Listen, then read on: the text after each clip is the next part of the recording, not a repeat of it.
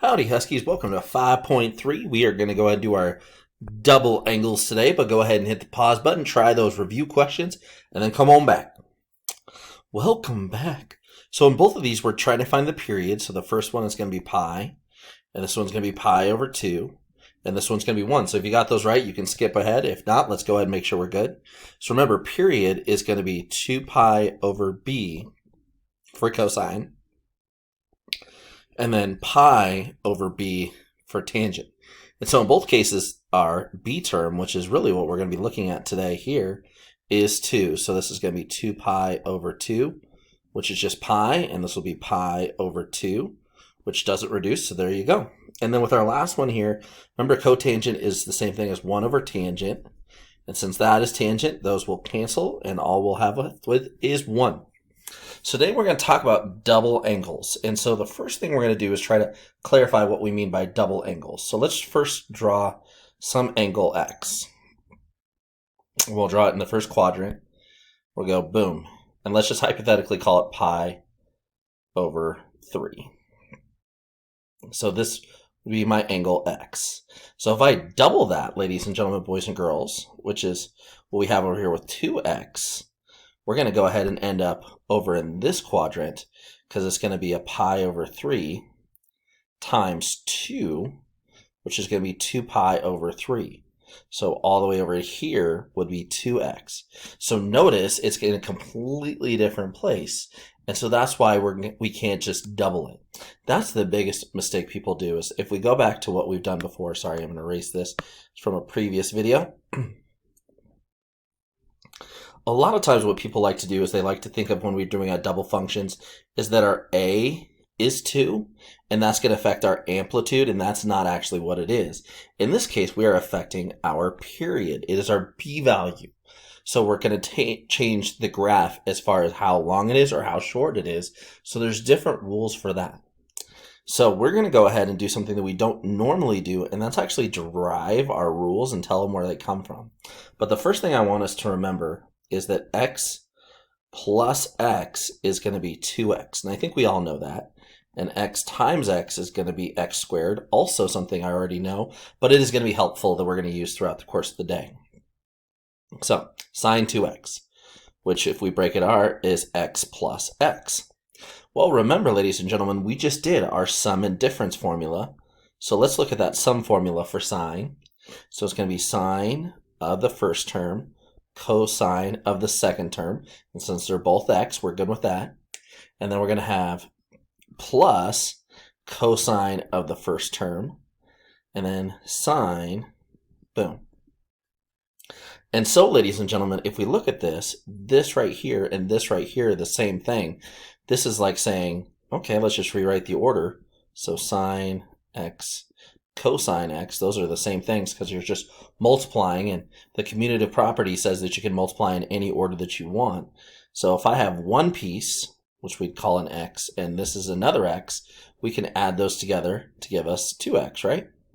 So I don't want anybody to think I'm dividing here, so I'm going to erase this. And so really this is just going to become 2 sine x cosine of x. And that's going to be our rule that we need to remember. So anytime we have a sine double angle or a sine of 2x, this is the rule we need to remember. All right, let's jump down to tangent because it's right next to it. So remember, this is going to be the same thing as tangent of x plus x. So let's rewrite that using our tangent rule, the sum rule that we did yesterday, or the previous two videos.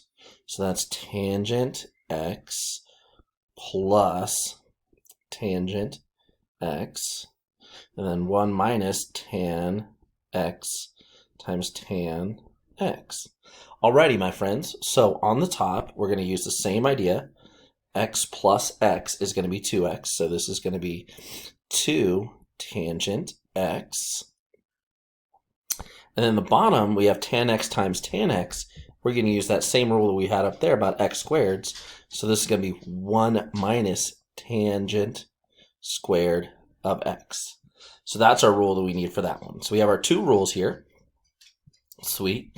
So now we're going to go to cosine. Cosine is going to take us a second because we do have some different rules for cosine. Let's start it with the same idea. with x plus x. Alrighty? So what is our cosine rule? So that was cosine x minus sine x sine x. Alrighty? Well, cosine times cosine is going to be cosine squared x. Sine times sine is going to be minus sine squared x. So this is we'll call this numero uno. This is the one we want to remember. But anytime you have sine squared and cosine squared, we can manipulate those a little bit, and we're going to manipulate that by using our Pythagorean identity. So remember, that sine squared of x plus cosine, I need my squared in there, squared of x is equal to 1. Well, what if we get this sine squared by itself? So I would move that over. So sine squared of x is equal to 1 minus cosine squared of x. So whenever I see a sine squared, like right here, what if I put in what it equals? So it'd be 1 minus cosine squared x. All right, so after distributing the negative here and here, I'm going to get cosine squared x minus 1, and then negative and negative are going to make this a positive cosine squared x. Put these two together, and so the second one that we need to know is that 2 cosine squared x minus 1 is going to be our double identity as well. Well, let's do the same thing, because we could also say, well, let's change this up, what we did previously, and get cosine by itself. So this would be cosine squared x is equal to 1 minus sine squared x. And we'll put that in for cosine. So we're going to have 1 minus sine squared x minus sine squared x. So in this case, I have a negative sign and a negative sign. So this is going to be 1 minus 2 sine squared x. So this is the third one that we need to remember. So for cosine, we have 3 different options. But number 1, that's going to be the one we're going to use the most. That's going to be the easiest for us. But we do have these other 2 options when we need them. Alrighty. So let's go ahead and find our double angles given this scenario. So it is going to be in the second quadrant. So let's draw that. Now, I'm going to just draw it in. If you need to use a Pythagorean theorem, please feel free to do so. But I know that this is opposite over hypo. So if this is x, the opposite is 4, hypo is 5. Pythagorean theorem means that's going to be 3. And because it's in the negative x direction, we're going to make that a negative 3.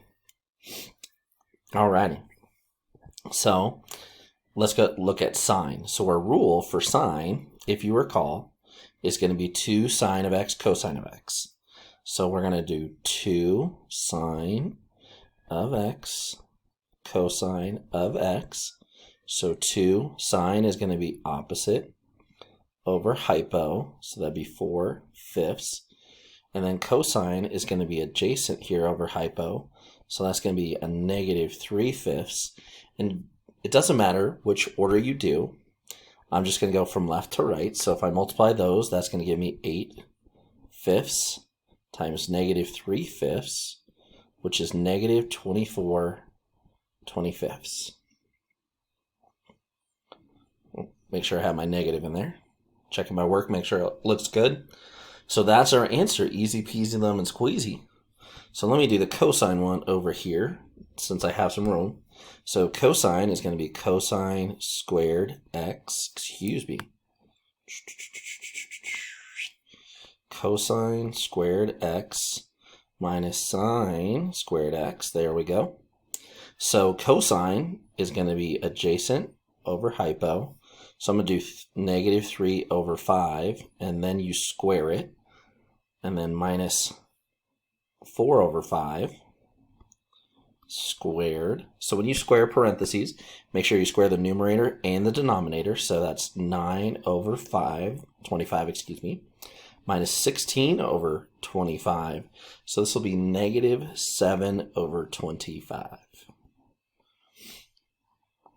Alrighty. So, ladies and gentlemen, we now have our last one, which is tangent. So the nice thing about tangent is it's just one trig value. It's just opposite over adjacent. So it's going to be 2 times opposite over adjacent divided by 1 minus opposite over adjacent squared. All right, so let's do some math here. So on the numerator, remember that's like a 2 over 1, so that's going to be 8 thirds, that's negative. And then on the bottom here, I'm going to go ahead and square that. So it's going to be 1 minus 16 over 9. So when I go ahead and do my common denominator trick, at this point, I'm hoping that you guys are pros at that. So negative 8 thirds divided by negative 7 ninths. So then, of course, we're pretty good at this dividing trick. Remember, this one gets flipped and then turned to multiplication. So negative 8 thirds times 9 over negative 7. Then we cross multiply here, cross reduce, cross cancel, however you want to say it. 3 goes into 9 3 times, so negative 8 times 3 is a negative 24 over a negative 7. And a negative, we're going to make this a positive. 24 over 7. Alrighty. Ladies and gents, why don't you take number 2 for a spin. Go ahead and hit pause, try it out, and when you come back, we'll see how you did. So in this case, we're in quadrant 3. So we're going to be chilling down here. And it says the cotangent is 5 over 1. So cotangent is adjacent over opposite. So if this is my A in this case, because that's what we're using, this is going to be a negative 5, a negative 1, and using the Pythagorean theorem, 26. Alrighty, so sine here of 2a is we're going to go 2 times the sine, so that's opposite, over hypo. So negative 1 over the square root of 26. And then the cosine is going to be adjacent over hypo, so negative 5 over the square root of 26. So I like to multiply all these numbers together, especially since I have a root. So that's going to go ahead and become 10 over the square, just regular 26, because the radicals will cancel out. And then I'm going to reduce my fraction, because you can reduce any fraction. So this would be 5 over 13. Now, I do want to just mention that clearly we can't just say sine, which is opposite over adjacent, and double it, because we don't get the same thing. All right, cosine is going to be cosine squared, so that's going to be negative 5 over root 26 squared minus sine, which is negative 1 over square root 26 squared. So this will be 25 over 26. And then this is going to be minus 1 over 26, because this is a negative 1, and when you square it becomes positive, and then the negative is still right there. So this is 24 over 26, which is 12 over 13. Boom shakalaka. And then tangent. Alrighty. So tangent is going to go ahead and become 2 tangent. So our tangent, I need to look back over here, is going to be 1/5, and then all over 1 minus 1/5 times 1/5. So we have 2/5 and then 3/5. And then we're going to go ahead and divide that. Alrighty, had to pause here. I did my math incorrectly. I was like, why did that make sense? In my head, I have no idea, but good thing we caught it before we went too further. That's going to be 1 over 25. I think I did 2/5 in my head. I don't know. So this is going to be 24 25ths. Alrighty. So then we'll go 2/5 times 25 over 24. Do some cross canceling here. So 5 goes into 25 5 times. 2 goes into 24 12 times, and that is our answer. Alrighty. So, ladies and gentlemen, boys and girls, let's chat a second for just a moment And let's go back and remember that we have a separate way here for tangent, as we often do. Tangent is going to be sine over cosine. Now, if we did tangent of x plus y was equal to sine over x plus y and cosine over x plus y, as we did in the previous video, well, then tangent 2a is going to be sine 2a divided by cosine of 2a.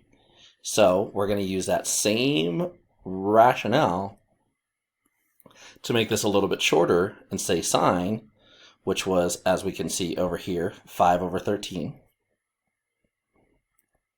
And then divide that by cosine, which we have right here is 12 over 13. We'll go ahead and do our skip and flip in 5 over 13 times 13 over 12. Those cancel out. And so you get 5 over 12. So as we keep on going, we realize how important this relationship is because it keeps popping up. And that's going to be pretty awesome. All right, let's turn the page. Alrighty, so in this idea, we are going to write an expression with sine and cosine for the double angle. So that's the first thing. And then step 2 is actually to find this out. So I'm not going to multiply this out as it stands because we don't know what 75 is. So unless you want to go and do a sum and difference theorem and make this super, super long, I suggest we do our double angles. And that's kind of the gist of what we're doing. So remember, if we think about sine as its double angle of 2a, it was equal to 2 sine of a cosine of a. Well, look, I have a sine of a, I have a cosine of a, and a 2. So I could say, hey, wait, this is going to be sine of 2a. So in this case, 2a is going to be 75. So what's 2 times 75? That's sine of 150 degrees. Well, hot diggity dog, we know what a sine of 150 degrees is. That's 1/2, just in case everybody's wondering. That's 150 degrees. Reference angle is 30. That's a 1/2. All students take calculus, so sine is positive. Boom. The circle keeps coming back. But what we just did here is we said this was A, this was A, just like we found those A's there, but this is a 2A. So what we're going to do is that right there, 2 times a, and we're going to find it so we don't have to use our sum and difference formulas. Alrighty, let's look at the next one. So this is sine and cosine again. Notice we have a sine of a, we have a cosine of a, and we have that 2 in front, which is the sine double angle rule. So in this case, my a is a negative 15. So this will be sine of 2 times a negative 15, so sine of negative 30, and we happen to know that on our unit circle is a negative 1/2. Again, boom, boom. Down here, hopefully we're good at this point. We'd go that way because it's negative. You're good. Okay, now our next two are going to be clearly our cosines, okay? And they look like our cosines in different forms. So let me erase so I have some room here. If you need to look at those again, feel free to just go on back. So in this first one, our cosine double angle, and you can clearly look, we're doing cosine minus 1, is going to be 2 cosine squared of a minus 1. So that's equal to cosine 2a. So I'm going to take my a, which in this case is pi over 12, and multiply that by 2, so 2 times pi over 12, which is going to be cosine of pi over 6, and that is going to be root 3 over 2. Makes this a lot easier, those good old double angle formulas. So why don't you guys try number 6, fourth one on here, and then another cosine, but just give it a shot. Welcome back. So in this case, we clearly have cosine squared of a minus sine squared of a. And remember, that's equal to our cosine double angle. So our a is clearly pi over 8. So 2 times pi over 8 is going to be pi over 4. So what is the cosine of pi over 4? Root 2 over 2. All right, let's move on to our tangent one.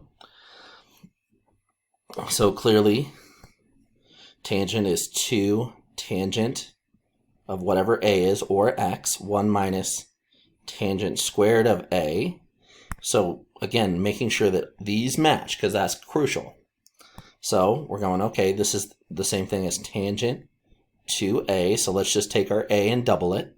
So 2 times the negative 12, pi over 12, which is going to be the tangent of negative pi over 6. And we happen to know that as a negative root 3 over 3 using our unit circle. And last but not least, little last cosine here. I know it says 1 minus sine squared, and we're like, okay, I need to know that. That's 1 minus sine squared. We might want to think that that's sine, but remember, the only sine one we have is this one right here. We do have a couple of cosines, so if we search on back, remember, this one is our cosine double angle as well. So even though it's a sine, this is a cosine double angle. So hopefully I can get back there. So this is my a. So a in this case is a 4x. A little bit different, but we're going to be okay. So cosine 2 times 4x is going to be a cosine 8x. And since we don't know that, we're done. That's all we can do because we have things in terms of x and we can't solve it. Alrighty. So our last part here is going to be doing some proofs, and we've done some proofs throughout the course of everything. Now, always remember that you can factor, you can divide, you can rewrite. Those reciprocal identities are super important, but we are in double angle day, so let's focus on double angles. Okay, so I'm going to start with just this left one. I'm going to leave this for here for now, but I know that's my goal. So sine of 2x is going to make this 2 sine of x cosine of x minus tan of x. Not there yet. And remember, this is one term. All that. Here I have two terms because of this subtraction sign. So clearly, let's try to make things one term. So the way to do that is I'm going to do a little common denominator action because I'm going to rewrite this tangent. So sine of x cosine of x over 1 minus sine of x cosine x. Now again, we're going to cosine 2x. So the idea is somewhere I need to either have a sine squared x or a cosine squared x or both. Because remember, that's our double angle and that's my goal. So let's combine this. Again, this is one term. Here we're at 2. So let's do common denominator action. Let's cosine x to both sides here. So, because that common denominator, so this is going to be 2 sine x cosine squared x minus sine x all over cosine x. Now, I know you guys are like, wait a minute, this is getting way too complicated. How is this helping anything? And I promise you we're getting there. So remember, one of the other things that we want to do is always look at stuff like factoring. So both of those have a sign, so let's factor that out. So this is going to be sine, and then that is a 2, because again I have a 2 right there, cosine squared x, and then when I factor out the sign, that's going to be minus 1 all over cosine of x. Because check this out, my friends. We just did this right here, saying that that was the same thing as tangent. So why don't I just say that this is tangent? I'm not going to change anything. I'm just going to say, hey, that's tangent of x times what I had before, which is 2 cosine squared x minus 1. Well, cosine squared minus 1 is one of our double angles for cosine. So this turns into tangent of x. And then this is going to be cosine 2x. Boom shakalaka. Yay, smiley face. Now, I know proofs are really tough. This is going to take some practice. That's why we do a little bit almost every every day. Alrighty. So let's take a look at this one. Now, ladies and gentlemen, biggest rule is if you have a parenthesis squared, you're going to cross this out and rewrite it. Sine of x plus cosine of x. And since you're squaring it, we're going to write it again. I tell this to my Algebra 1 kids. It's so important. Because if not, you're going to want to try to do this because we've been taught to distribute. And you guys are pros, but it is always nice to remember. Okay, so boom here, when I do my double distributive or FOIL, well, let's do one color at a time here, folks. So let's just do the red here. So sine times sine is sine squared x. Then sine times cosine is going to be sine x cosine x. And clearly, I have this cosine times sine. I'm just going to write it the same thing. Sine x cosine x, because that's just going to make it so I can see that it's the same thing. And then last but not least, cosine times cosine is going to be cosine squared x. So if I combine some like terms, specifically these right here, I'm going to get sine squared x plus 2 sine x cosine x. Because they're like terms, remember x plus x is 2x. So sine, cosine, adding those is how we get 2 plus cosine squared x. All right. Well, this sine squared and this cosine squared are on the same side, and that happens to be one of our Pythagorean identities. So sine squared x plus cosine squared x, we know that as 1, the main Pythagorean identity. And then this right here, what we're left with, that's the double angle for sine. So now we have plus sine 2x. Ping, ping, winner, winner, chicken dinner. Alrighty. Now, ladies and gentlemen, I get that in all these examples, we've been starting with this left-hand side of cotangent x.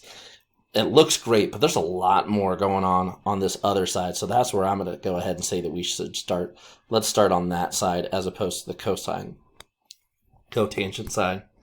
So the first thing I'm going to go ahead and say is, okay, I need this to be cotangent. So my guess is that I need something that looks like cosine over sine when I'm all said and done.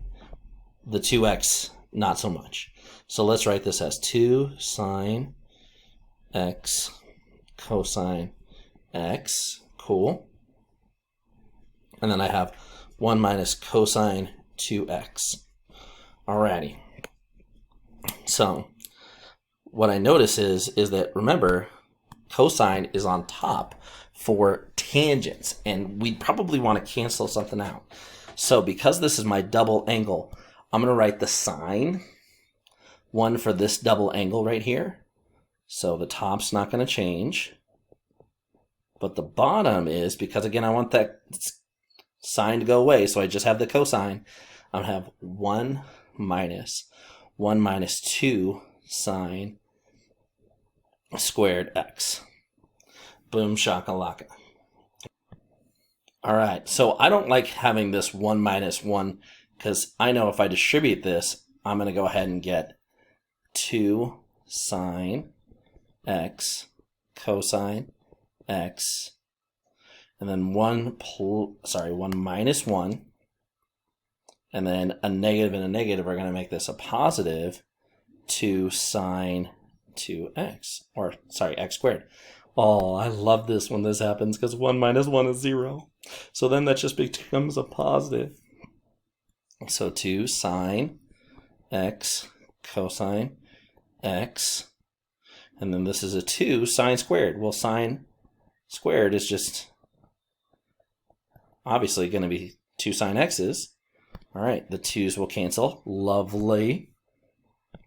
The sines will cancel. Lovely. So we have cosine x over sine x, which we know as cotangent x, which is what we wanted at the beginning. Yay! Winner, winner, chicken dinner.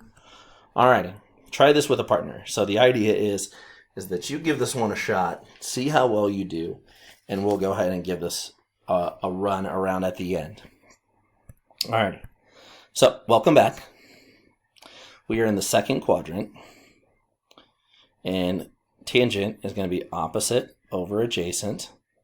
So if this is my angle B, -4 over 7, and then using Pythagorean theorem, square root 65.